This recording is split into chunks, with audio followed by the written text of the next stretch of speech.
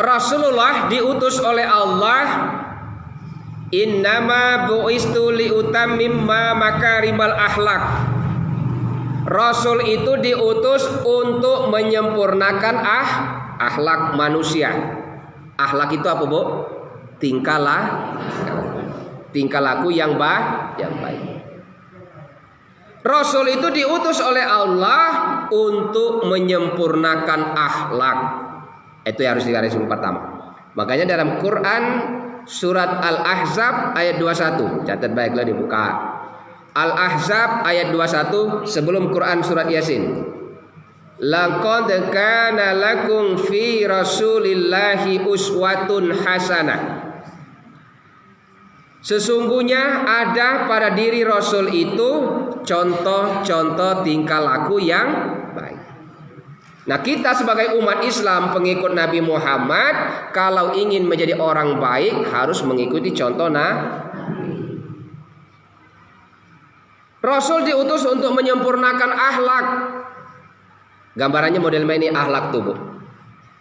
Ibu kuliah S1, S2, doktor, profesor, kiai, ustadz, itu simbol ilmu.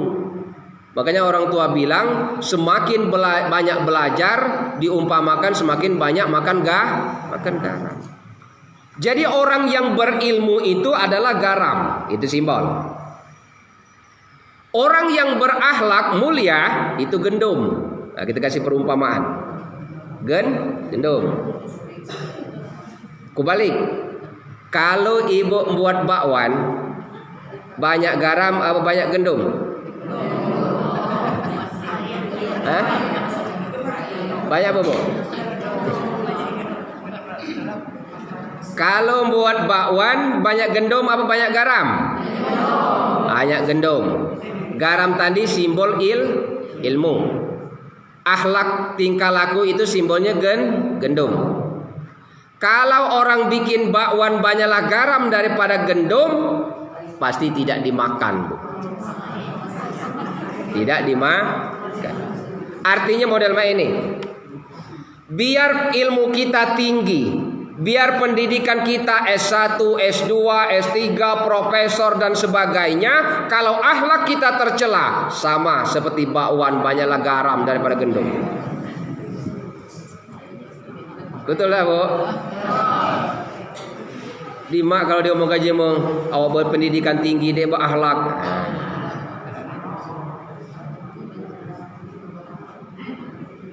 Kini juga itu cuma tamat pondok pesantren tapi akhlaknya baik. Daripada kabar di sekolah tinggi-tinggi akhlak bejat.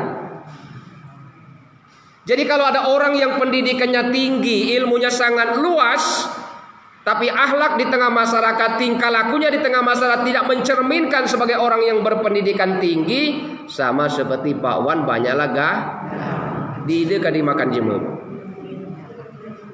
Itu contoh akhlak Rasulullah.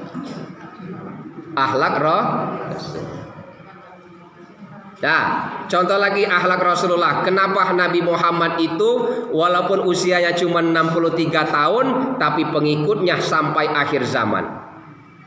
Bahkan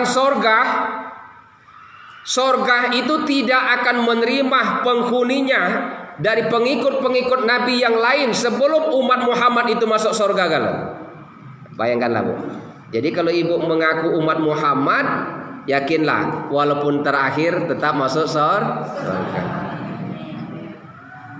Yang ini alim saat meninggal langsung masuk surga. Yang ini kadang sholat, kadang tidak, tetap masuk surga, tapi mampir dulu di bengkel, ya kan? Mungkin tidak dilas kuda, tidak didempul kuda.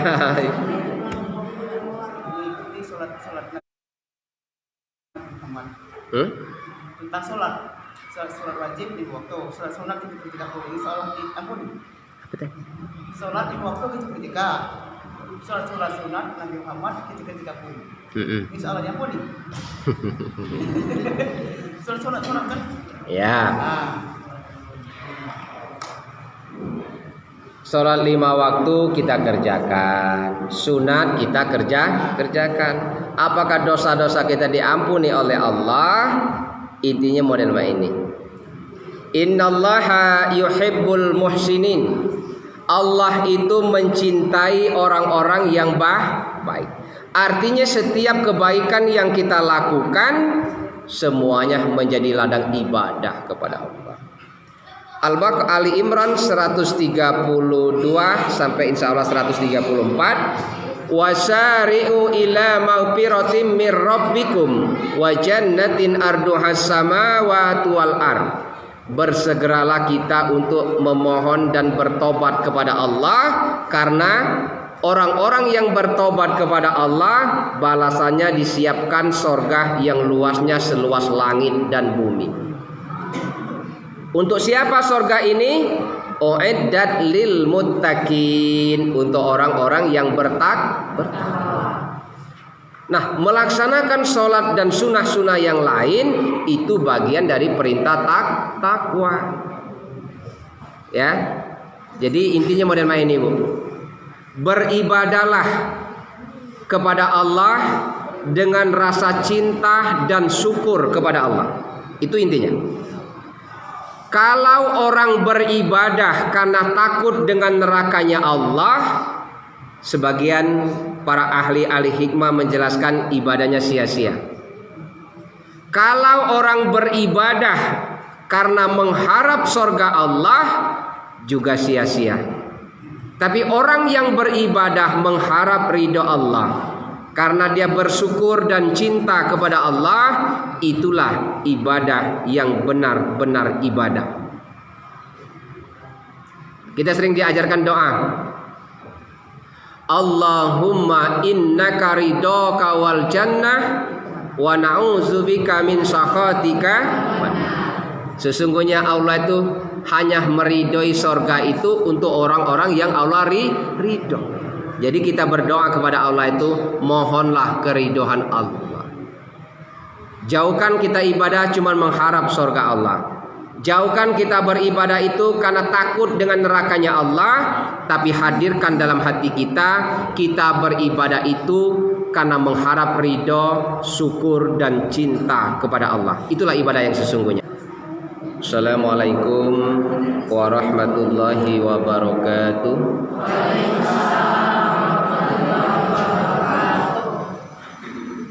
Alhamdulillahi rabbil alamin. Wassalatu wassalamu ala rasulillah nabiyina Muhammadin wa ala alihi wa sahbihi ajmain. Ashhadu an la ilaha illallah wa ashhadu anna Muhammadan abduhu wa rasuluh. Allahumma salli wa sallim ala sayyidina Muhammad wa ala ali sayyidina Muhammad, amma ba'd. Ibu Ketua pengajian Aisyah, susah ucapannya, Aisyah ya, Muhammadiyah cabang Kecamatan Jarai yang kami hormati. Beliau ini sebenarnya salah satu orang yang mendidik saya ya, sejak dari tahun 98 sampai terakhir ketemu 2003, karena waktu itu saya menyelesaikan skripsi termasuk pembimbingnya dia. Waktu Ibu Khadijah masih aktif sebagai PNS penyuluh agama di Pagar Alam ya.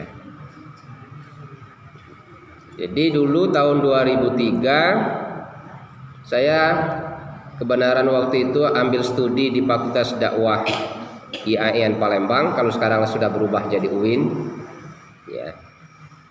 Penelitian skripsinya waktu itu efektivitas metode dakwah bilisan dalam proses penyampaian informasi Islam, studi pengajian pada ibu-ibu majelis kota Pagar Alam itu dulu. Nah, waktu itu Ibu Khadijah ini masih cantik. Ya kan? Kalau main ini alhamdulillah tambah cantik, Bu. Ya, Itu sekilas perjalananku. Ya. Serta seluruh pengurus dan jamaah yang hadir siang ini, insyaallah kita semua Allah jaga imannya, Allah jaga kesehatan kita, Allah jaga Islam kita, dan mudah-mudahan Allah selalu menuntun kita. Tadi seperti yang halnya di moto Ibu Khadijah sampaikan, tidak akan berhenti sampai ke liang lah. Ya. Kenapa? Wa may yahruju min baitihi muhajiran ilallah wa rasul. Barang siapa yang keluar dari rumah ini maksudnya niatnya karena Allah dan Rasul, mudah-mudahan kita tercatat orang yang menuntut ilmu sampai ke liang lahat. Ya. Alhamdulillah siang ini kita bagian dari hamba-hamba Allah yang dipilih. Ya. Yang dipilih untuk mengikuti majelis. Makanya kita harus bersyukur ada iman, ada Islam, ada kesehatan, terutama ada kesempatan. Banyak orang yang beriman, beragama Islam, sehat, tapi tidak sempat. Nah, mudah-mudahan yang 4 ini ada di diri kita. Keempat ini. Salawat beriring salam, mari selalu senantiasa kita berselawat kepada junjungan kita Nabi besar Nabi Muhammad Rasulullah sallallahu alaihi wasallam. Siang ini mungkin aku tidak akan terlalu banyak menceritakan sejarah ya. Karena di sini banyak ibu-ibu yang selalu mengikuti majelis, termasuk Ibu Mas Diana suka merindu. Ada yang suka merindu kan? BKMT Pagar Alam hampir 2 bulan ini ketemu terus ya. Tanggal 15 bulan depan lah BKMT suka merindu boleh di Bajau lah bertemu lagi.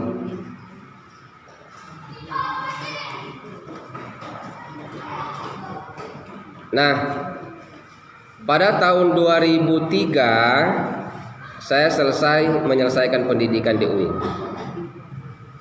2007 Bu Khadijah saya ikut tes, bukan pegawai negeri saat itu, ikut tes kerja di perusahaan asing ya selama 12 tahun. Nah, ternyata semenjak kerja walaupun di perusahaan, kegiatan-kegiatan dakwah ini semakin hari semakin lama sulit ngatur waktu. Itu sulit ngatur waktu. Akhirnya pada tanggal 12 Desember 2018 saya istikharah keluar dan istirahat pensiun. Hijrah intansurullah yansurkum. Saya yakini itu. Siapa yang tolong agama Allah, Allah akan tolong. Itu saja keyakinan saat itu. Di sisi lain pada tahun 2010 aku meneruskan karir Ibu Khadijah, ikut tes penyuluh agama di Kemenak Oki sampai hari ini, tapi pegawai non PNS. Ya. Tapi itulah indahnya penyuluh, tidak mesti harus di kantor. Apalagi zaman canggih ini, lab bisa laporan ke pusat langsung. Jadi Ibu Khadijah di penyuluh agama tercatat sudah 13 tahun dari 1 Januari 2010. Berkaitan dengan Maulid Nabi, hari ini saya cuma cerita sejarah dan contoh-contoh akhlak Rasulullah saja. Nabi Muhammad lahir pada tahun 571 Masehi. Ya. Sekarang tahun berapa? 2022 Masehi. Tahun 2022 Masehi kalau kita kurangi dengan kelahiran Nabi 571 Masehi dapatlah lebih kurang 1451 tahun yang lalu. Sudah Bu ya? Ngobrolnya kelewat. Halo Bu. Manfaatkanlah waktu walaupun 40 menit ya.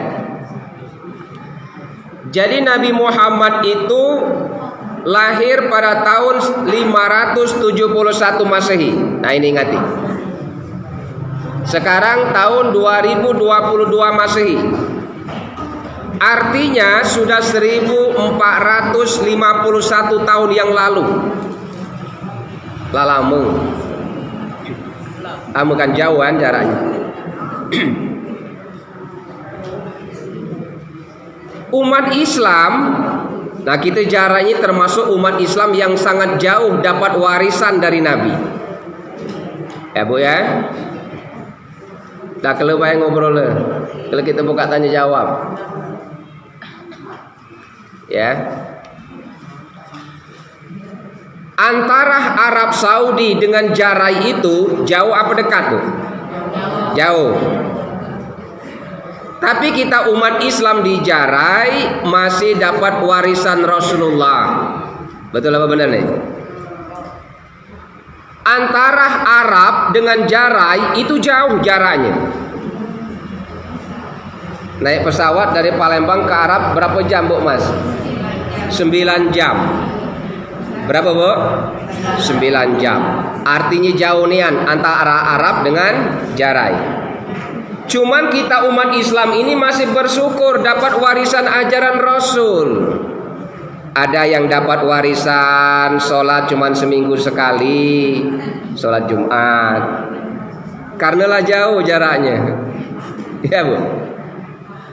Ada yang dapat warisan dari Nabi karenalah jauh jaraknya, sholat cuma setahun 2 kali. Idul Fitri, Idul Adha. Betul lah. Ada yang dapat warisan sholat dari Nabi karena sudah jauh antara Arab dengan Jarai, cuman Isya dengan Maghrib. Ada Bu. Ada deh. Ada yang dapat warisan melaksanakan sholat itu 5 waktu. Artinya apa? Kita masih bersyukur dapat warisan. Masih bersyukur dapat warisan. Walaupun sholatnya cuma seminggu sekali. Artinya lah jauh nian antara Arab dengan Jarai itu sudah sangat jauh. Naik pesawat 9 jam. Tapi kita umat Islam tetap harus bersyukur. Ada yang dapat warisan cuman dapat doa makan Ada yang cuman dapat warisan KTP-nya saja Islam, tapi ibadah tidak pernah Bu. Ada. Lah jauh jadilah sangat ya.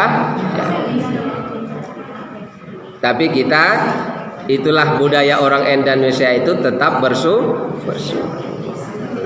Ya, tetap bersyukur. Ya, kenapa Bu kita ngobrolnya? Sangat jauh. Nah, Nabi Muhammad, kita ulang sedikit saja sejarahnya. Saya punya ungkapan seperti ini. Orang baik banyak sahabat. Orang baik banyak teman. Tapi orang yang mengajak kepada kebaikan, orang yang mengajak kepada jalan Allah pasti banyak musuh. Banyak apa Bu? Musuh.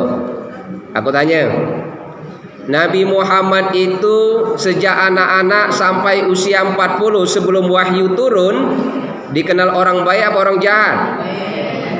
Orang jahat apa orang baik? Orang baik. Bu yang di belakang, Nabi Muhammad itu sebelum diangkat Rasul orang baik apa orang jahat? Baik. Orang baik. Makanya Nabi Muhammad di waktu remaja mendapat gelar Al-amin itu artinya orang yang dipercaya, orang yang sangat amanah, orang yang berakhlak mulia. Makanya Nabi Muhammad dicintai oleh orang-orang Arab banyak ketika itu. Banyak teman.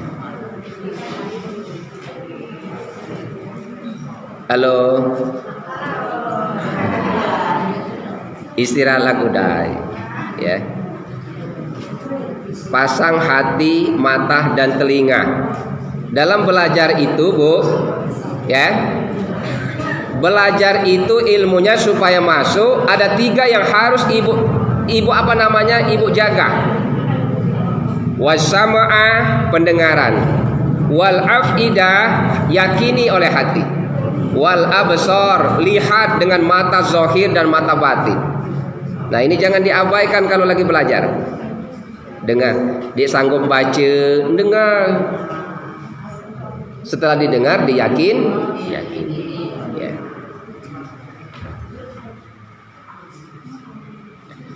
Nah, itu Nabi.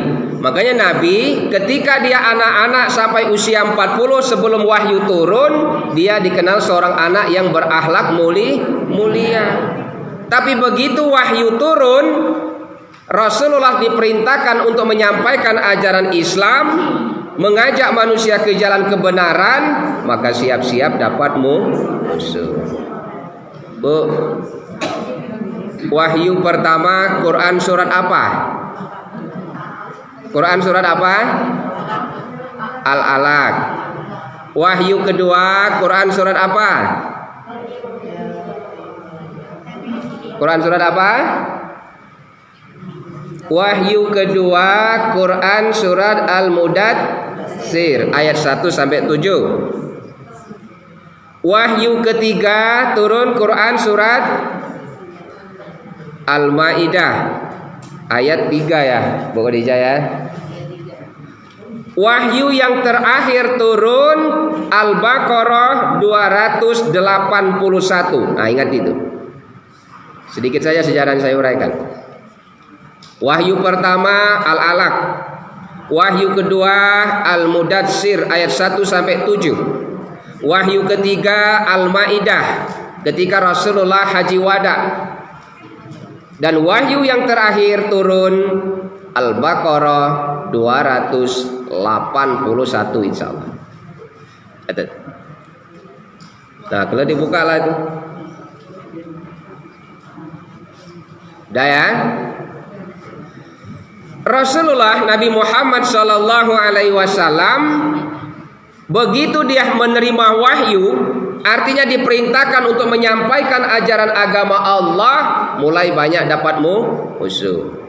Makanya ketika Rasulullah berdakwah pertama menerima wahyu, itu dinamakan dakwah siriyah. Dakwah siriyah. Dakwah Syria itu artinya dakwah sembunyi-sembunyi. Selama 3 tahun Nabi dakwah sembunyi-sembunyi. Dari sahabat ke sahabat, dari keluarga ke keluarga, dari orang-orang yang dekat kepada Nabi. 3 tahun Nabi menerima wahyu, itu dikenal dengan dakwah Syria. Syria itu artinya dakwah besimbun-besimbun. Nah, ini 3 tahun. Selama 3 tahun Rasulullah berdakwah cuman dapat pengikut 11 orang. Berapa, Bu? Banyak sedikit? Artinya ngajak orang kepada kebaikan itu sangat sulit. 3 tahun dakwah cuman dapat pengikut 11 orang. Inilah yang dikenal orang yang pertama kali masuk Islam, diantaranya Siti Khadijah, Abu Bakar Siddiq, Ali bin Abi Thalib, Utsman bin Affan, Zaid bin Sabit, Abdurrahman bin Auf, termasuk Bilal bin Raga, seorang Bilal bin Raga, dan termasuk seorang yang sering azan muazin Rasulullah itu siapa?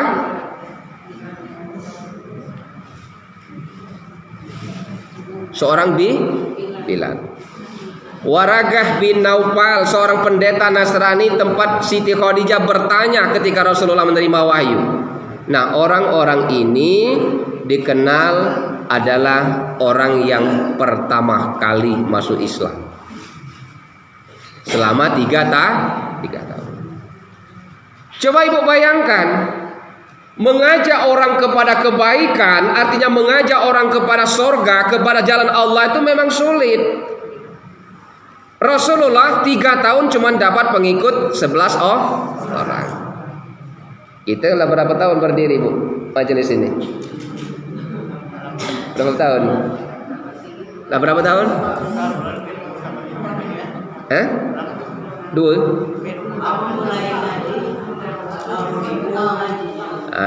Tapi berdirinya Muhammadiyah ini tahun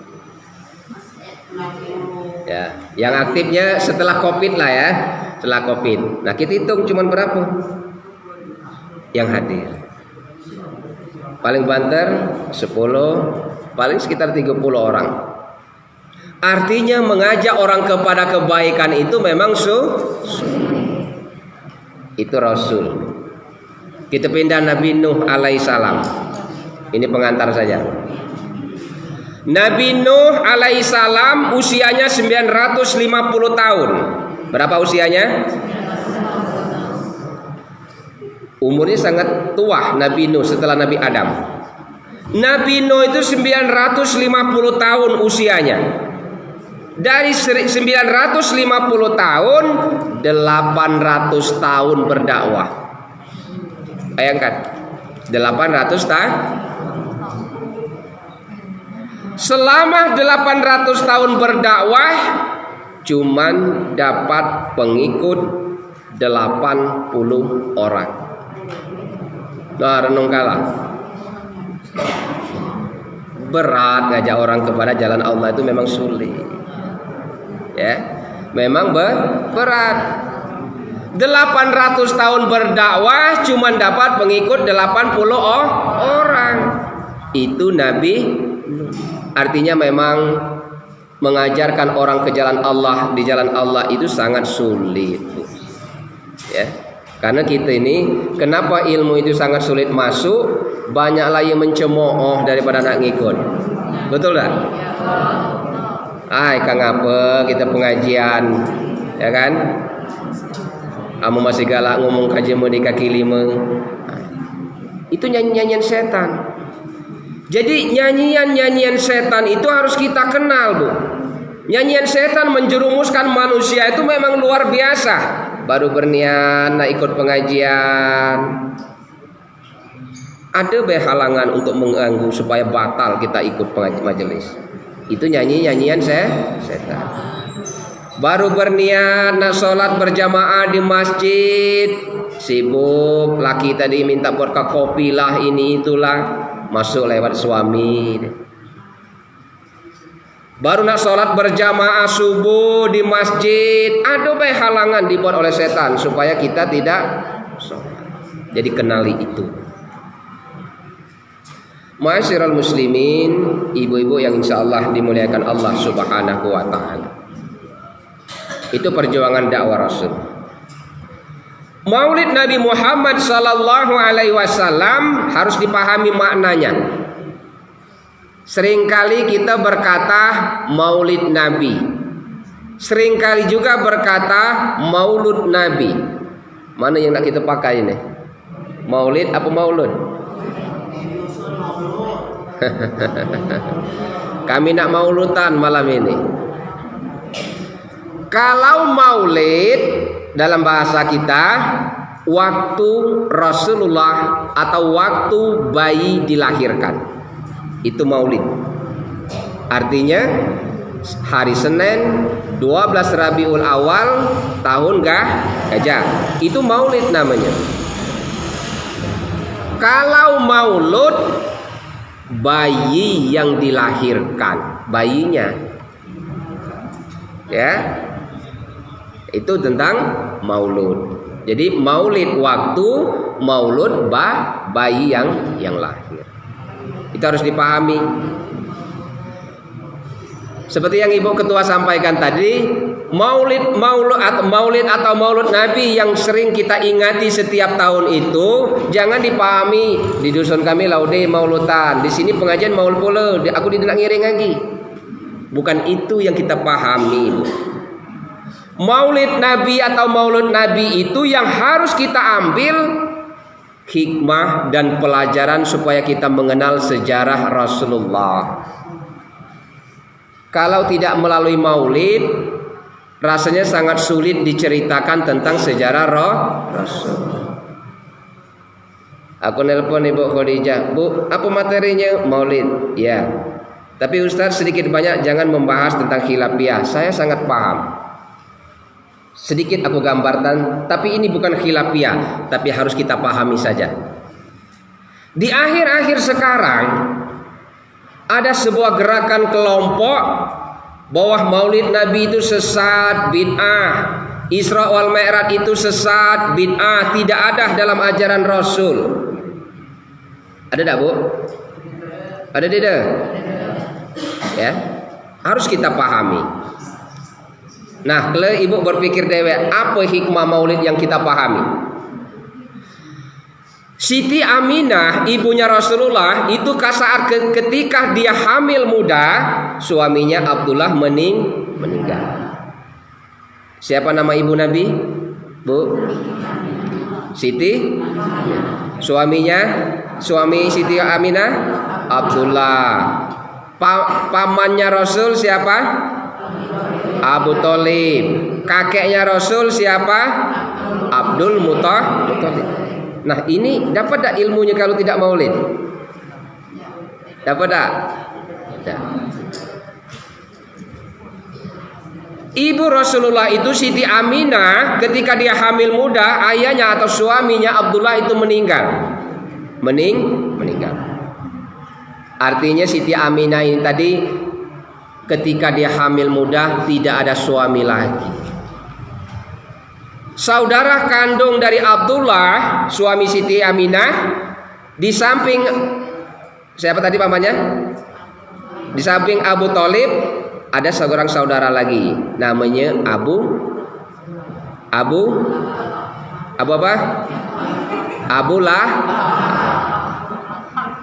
Abu Lahab itu, Bu, saudara kandung Abdullah. Salah satu saudara kandung Abdullah itu Abu Thalib atau Abu Lahab. Abu Lahab itu nama lengkapnya Abdul Uzzah. Abdul Uzzah itu nama lengkapnya. Tapi karena pada saat dakwah terang-terangan, Rasul diperintahkan dakwah secara terang-terangan, justru Abu Lahab yang menentang keponakannya berdakwah. Makanya Allah kasih gelar Abdul Uzzah tadi Abu Lahab.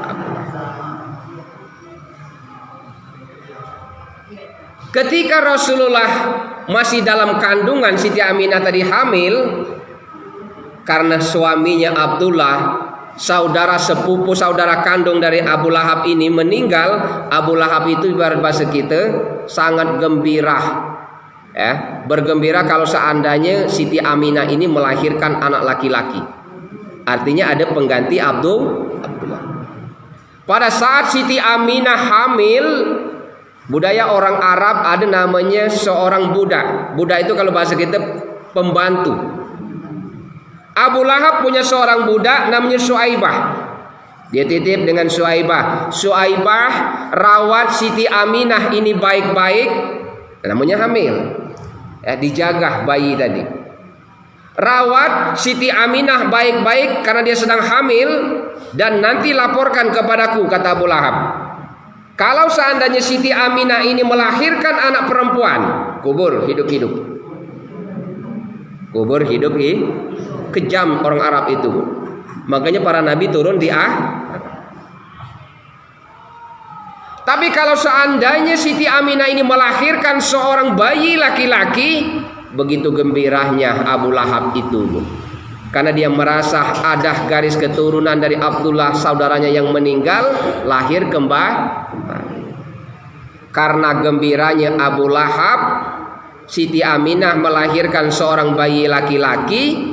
Budak yang bernama Suaibah pembantunya tadi dibebaskan. bukan jadi budak lagi, jaminannya. Nah, pembebasan budak kalau dinilaikan dengan nilai uang sama gantinya dengan 2 ekor onta. 2 ekor onta, 1 ekor onta dirupiahkan 50 juta. Artinya kegembiraan Abu Lahab membebaskan seorang budak sama nilainya 100 juta. Karena dia gembira lahir Siti Aminah ini melahirkan seorang bayi laki-laki. Nah, tetapi akan berbalik. Abu Lahab setelah Rasulullah menerima wahyu yang kedua, bukan wahyu yang kedua, menerima perintah untuk dakwah secara terang-terangan, artinya setelah 3 tahun. Turunlah Quran surah ke-15 Al-Hijr ayat 94. Catat baik lo dibuka. Ya. Nomor surat insyaallah 15.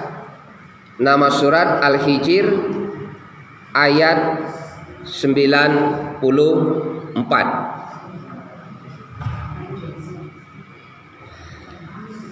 Ketika Rasulullah sudah 3 tahun menjadi seorang nabi, di samping turun Quran surat Al-Mudatsir, ya ayyuhal mudatsir, hai orang yang berselimut, kata Allah, kum fa'anzir, bangun. Maksud bangun itu dakwah secara terang-terangan.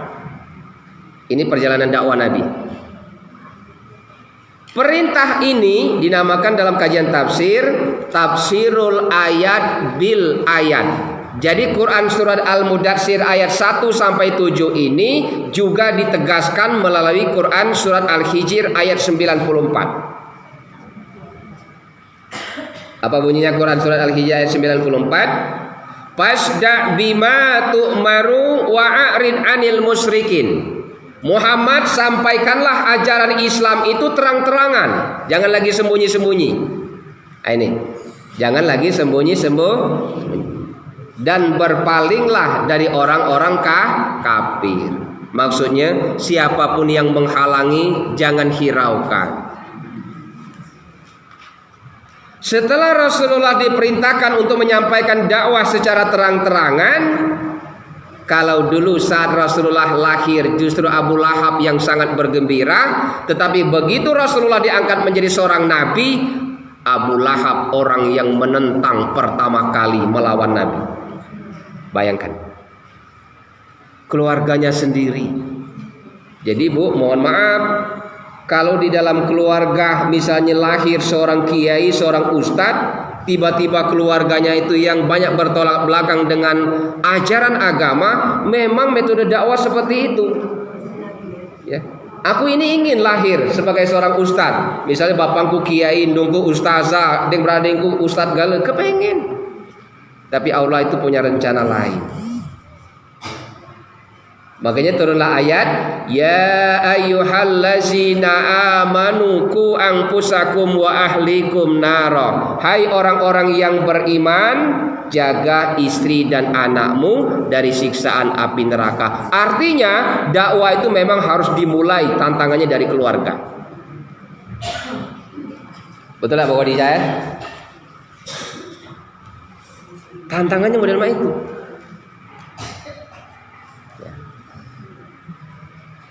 Jadi Abu Lahab yang menentang dakwah Nabi pertama ketika dia dakwah terang-terangan. Ketika Rasulullah menyampaikan secara terang-terangan, Abu Lahab yang dulunya sangat sayang kepada Nabi, justru dia menghina dan menolak Nabi. Akhirnya turunlah Quran surat Allah, tabbat yada abi lahabin. Allah binasakan Abu Lahab di situ. Makanya Bu, di dalam sejarah paman Rasulullah tadi, saudara ayah dari Rasulullah, ayahnya Abdullah, pamannya Abdul Uzzah atau Abu Lahab, dan satu orang lagi namanya Ibnu Abbas. Ibnu Abbas itu juga saudara dari ayahnya Rasulullah. Ketika Abu Lahab sudah meninggal karena dibinasakan oleh Allah masuk di dalam neraka, Ibnu Abbas bermimpi. Wahai saudaraku Abu Lahab, kata Ibnu Abbas, lo mana kabar-kabar misalnya di dalam kubur main lagi dalam mimpi itu. Apa jawab Abu Lahab? Allah telah mengkutuk dan mengkekalkan diriku masuk di dalam neraka sangat kekal dan abadi. Karena aku menentang Rasulullah dalam menyampaikan dakwah. Padahal dulu ketika Rasul lahir, akulah orang yang sangat bergembira. Tetapi kata Abu Lahab dalam mimpi Ibnu Abbas, Allah itu Maha Rahman dan Maha Rahim. Setiap hari Senin, karena Rasulullah lahir hari Senin 12 Rabiul Awal tahun Gajah, karena aku gembira saat lahirnya bayi Muhammad, Allah kasihkan toleransi kepada diriku. Setiap hari Senin aku dibebaskan dari siksaan api neraka. Itu sejarahnya. Makanya Abu Lahab itu, Bu, setiap hari Senin dibebaskan dari siksaan karena dia gembira dengan lahirnya Rasul. Makanya kalau di zaman akhir-akhir ini ada masyarakat, ada kelompok orang-orang Islam yang anti dengan maulid Nabi, nah itu pengikut Abu Lahab. Pengikut siapa? Kalau datang, Ustadz, maulid Nabi itu tidak ada dalam ajaran Nabi, sesat, bid'ah. Isra wal Mi'raj itu tidak ada dalam ajaran Rasul, sesat, bid'ah. Jangan marah. Itu pengikut Abu Lahab. Doakan saja. Galak jadi pengikut Abu Lahab. Kalau nak pengikut Abu Lahab, setiap hari Senin ibu dibebaskan dari api neraka.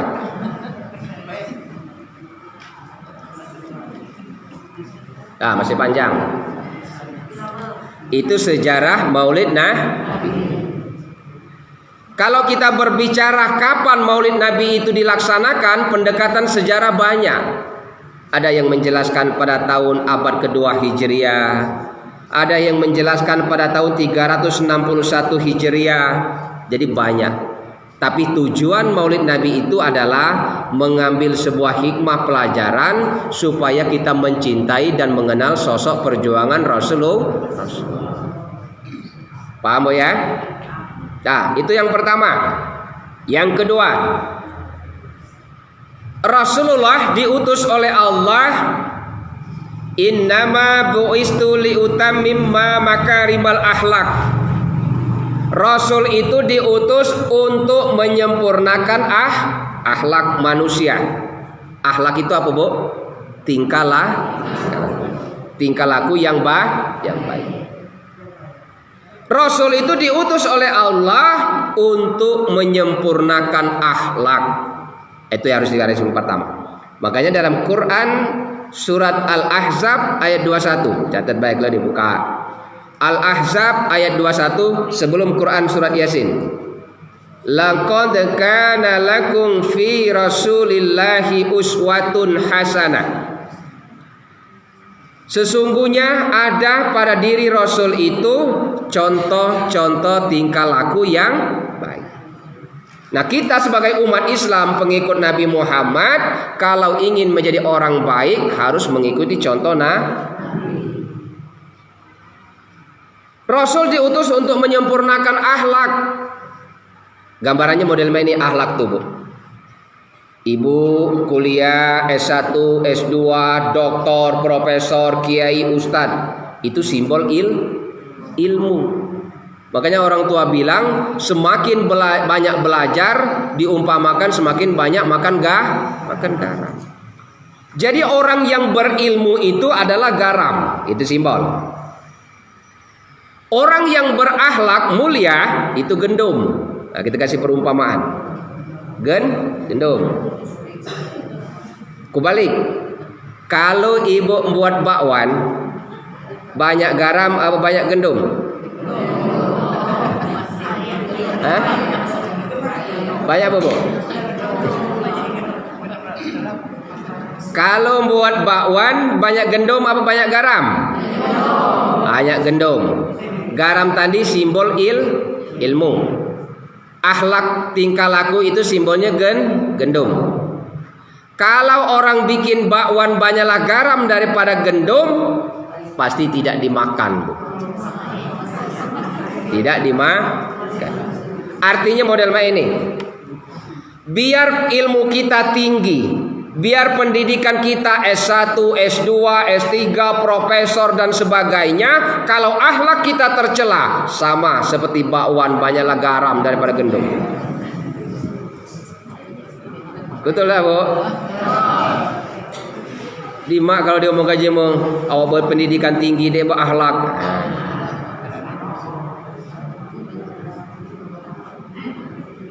Kini juga itu nah cuma tamat pondok pesantren tapi akhlaknya baik daripada kabar di sekolah tinggi-tinggi akhlak bejat. Jadi kalau ada orang yang pendidikannya tinggi, ilmunya sangat luas, tapi akhlak di tengah masyarakat, tingkah lakunya di tengah masyarakat tidak mencerminkan sebagai orang yang berpendidikan tinggi, sama seperti bakwan banyak laga di dimakan jemur. Itu contoh akhlak Rasulullah. Akhlak Rasul. Nah, contoh lagi akhlak Rasulullah. Kenapa Nabi Muhammad itu walaupun usianya cuma 63 tahun tapi pengikutnya sampai akhir zaman. Bahkan sorga itu tidak akan menerima penghuninya dari pengikut-pengikut Nabi yang lain sebelum umat Muhammad itu masuk sorga kalau. Bayangkanlah, Bu. Jadi kalau ibu mengaku umat Muhammad, yakinlah walaupun terakhir tetap masuk surga.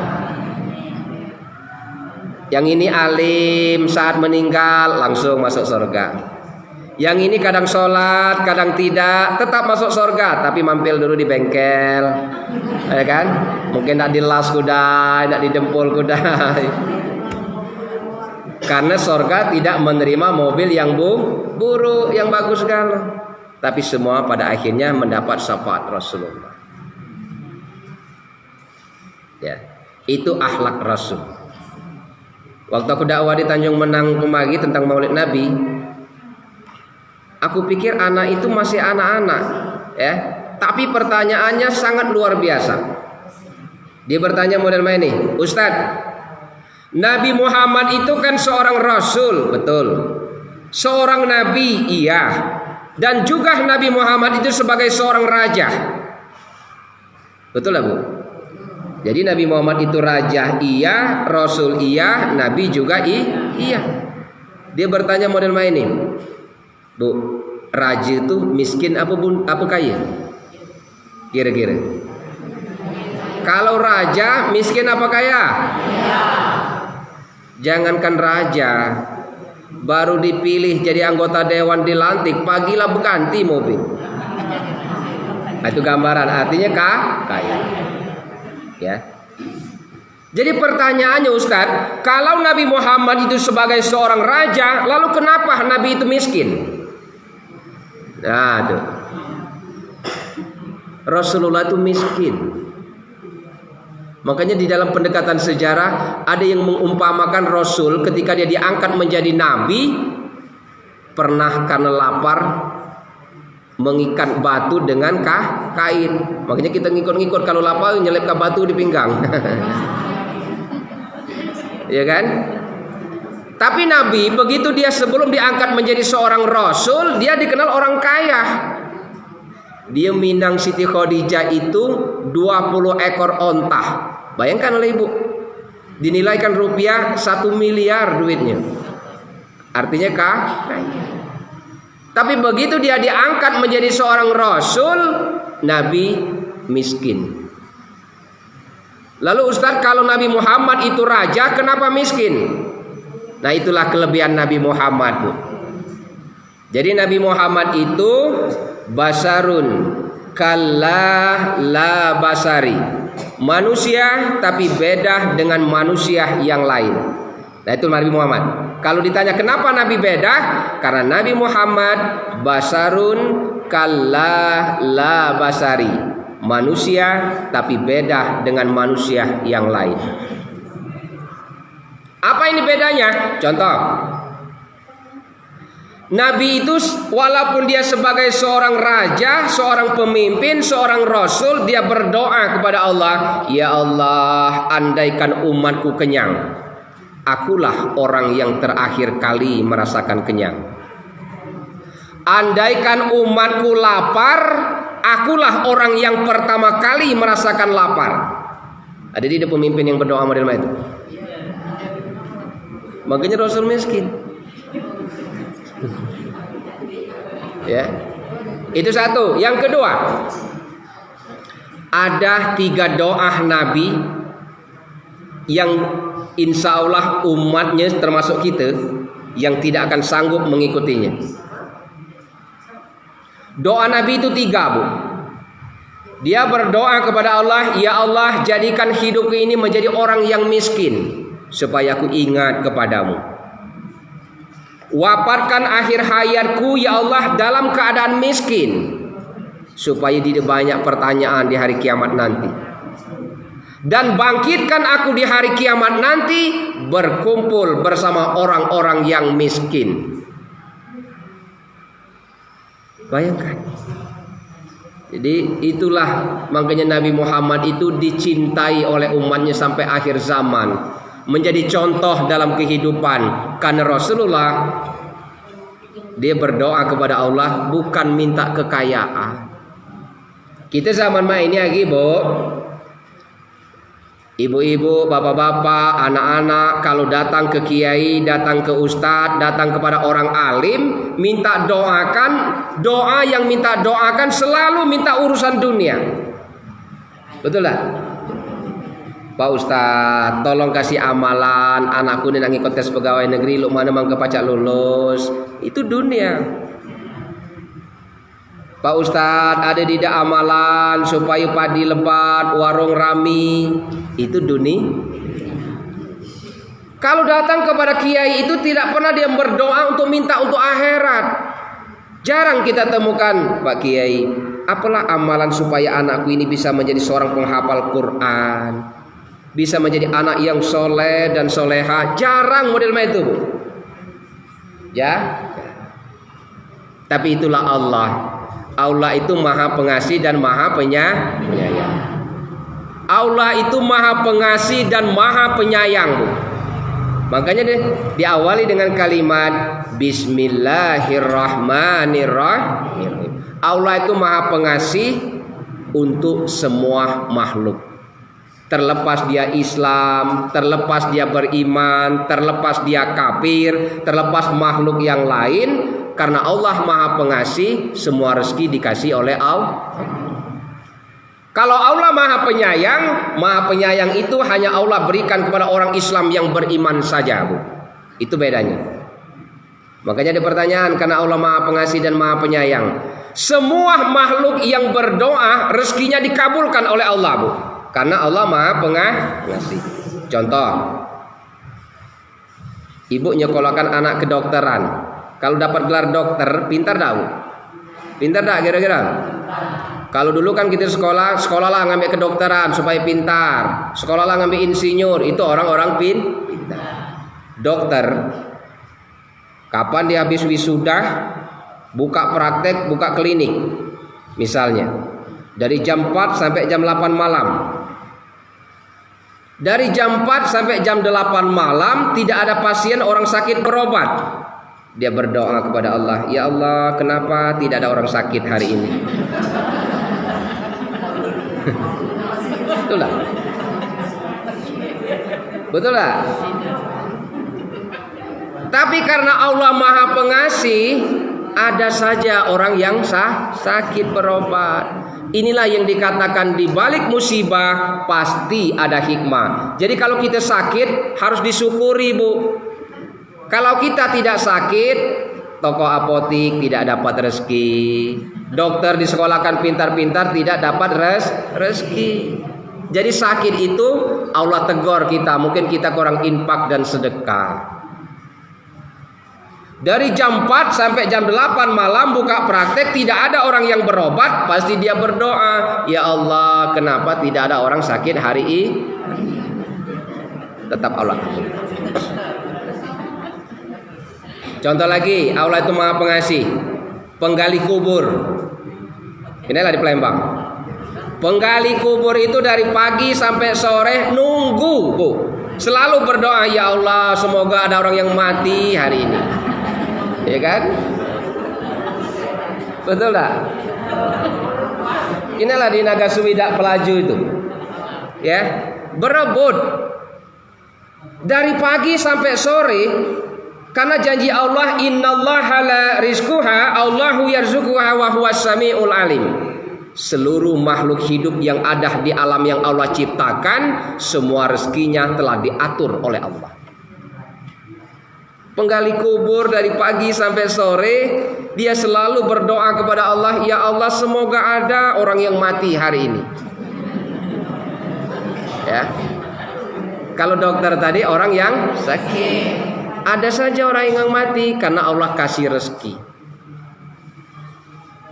Para kiai, para guru, orang-orang yang soleh, orang-orang yang baik, dia selalu berdoa supaya sehat, dapat rezeki yang halalan, thayyibah, Allah kabulkan, Bu. Maka itulah Allah Maha Pengasih dan Maha Penyayang. Artinya, setelah ibu dengar Allah itu Maha Pengasih dan Maha Penyayang siang ini, kalau ada jemaah yang tidak taat ibadah, ada orang yang kafir bukan Islam, tapi rezekinya terus banyak karena Allah Maha Pengasih. Jadi Rasulullah itu hidupnya dikenal dengan orang yang sangat miskin. Bukan Rasulullah tidak meminta kaya, Bu.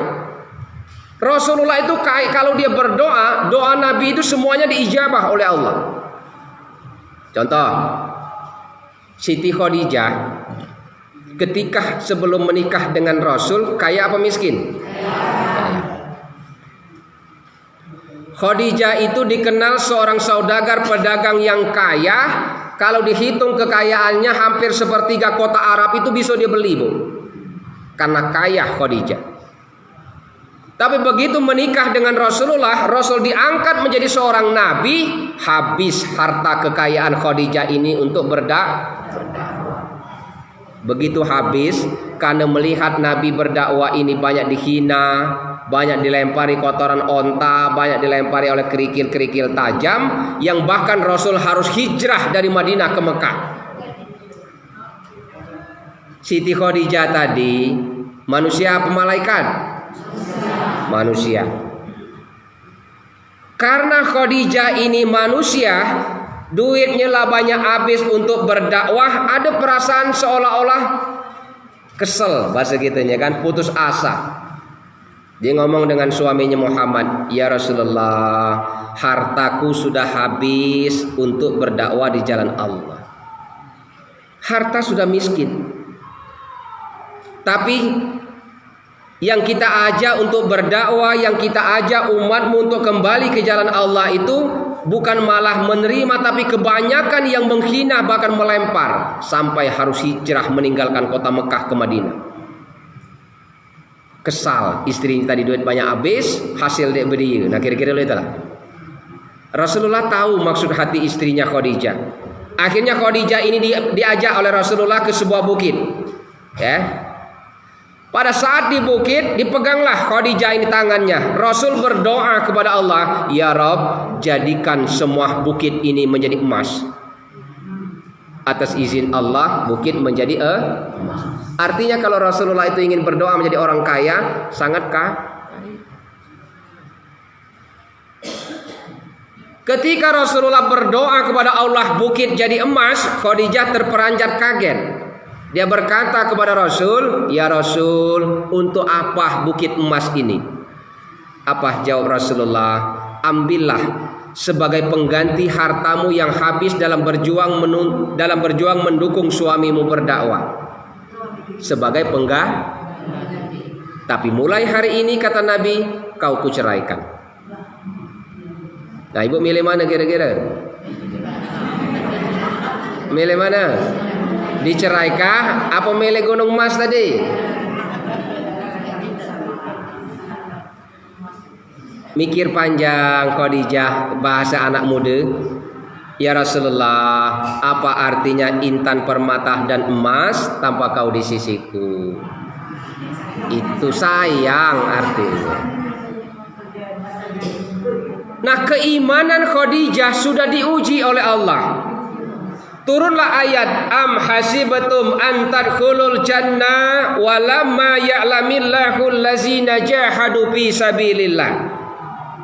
Am hasibatum an tadkhulul jannah. Jangan pernah ibu mengira dan bermimpi akan masuk surga kalau belum berjihad di jalan Allah.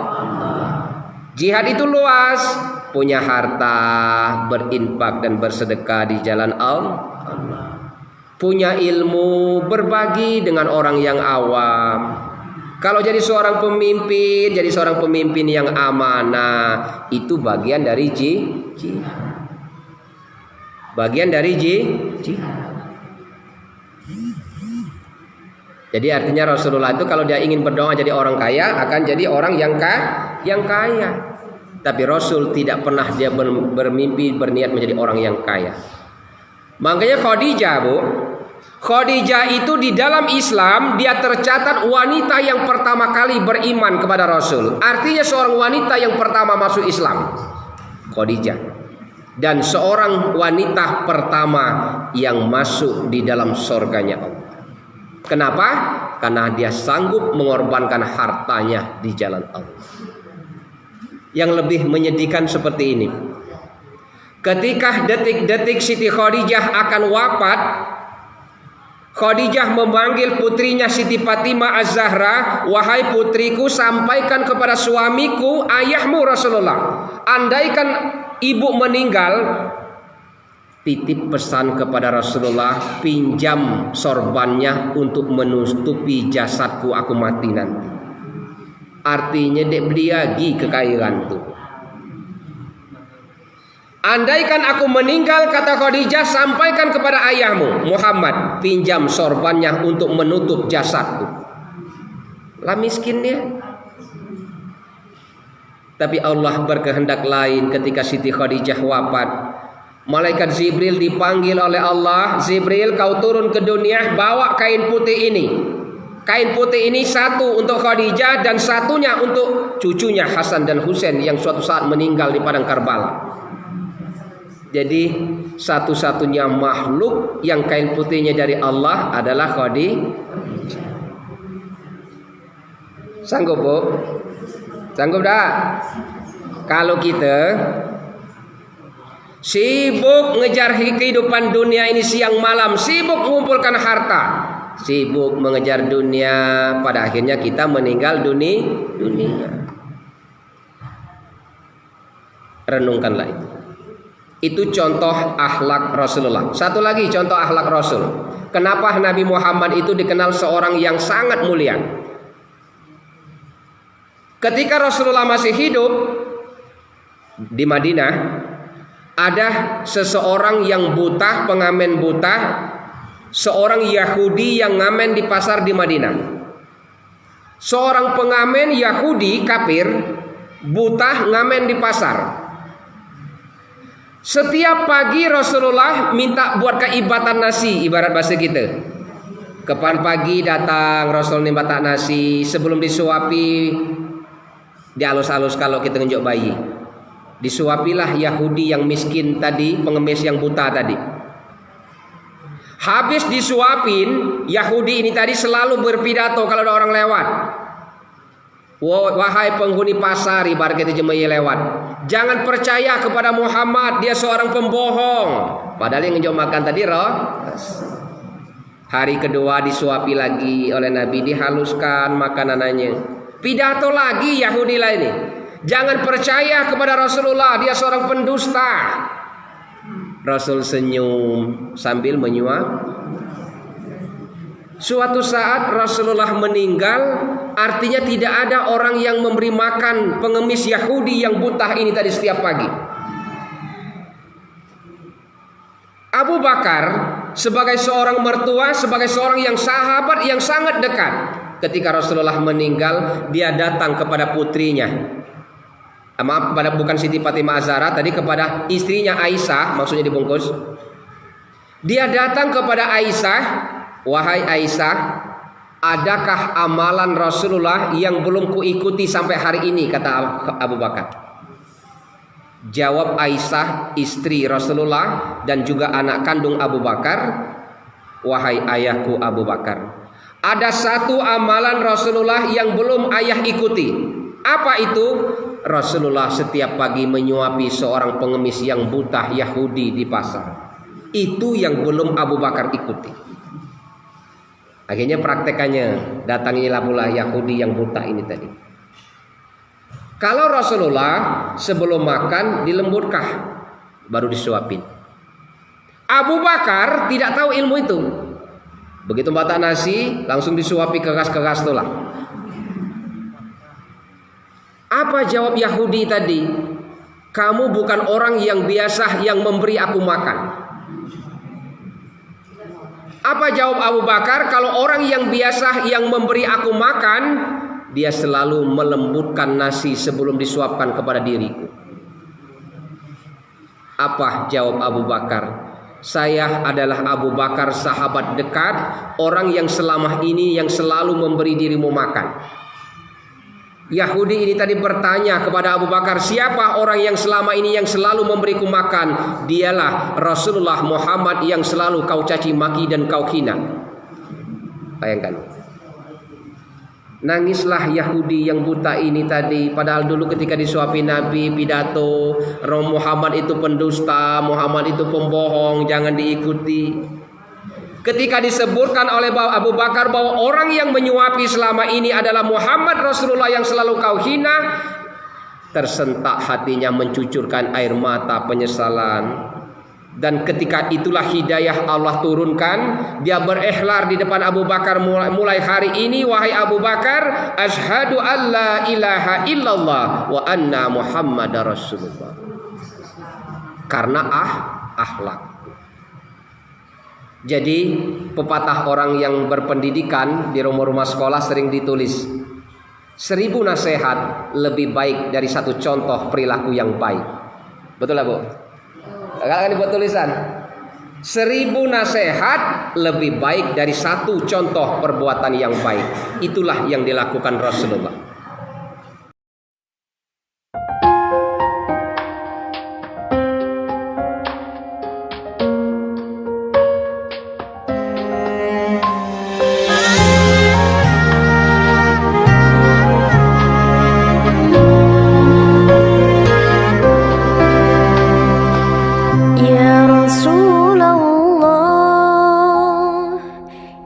حبيب الله يا رسول الله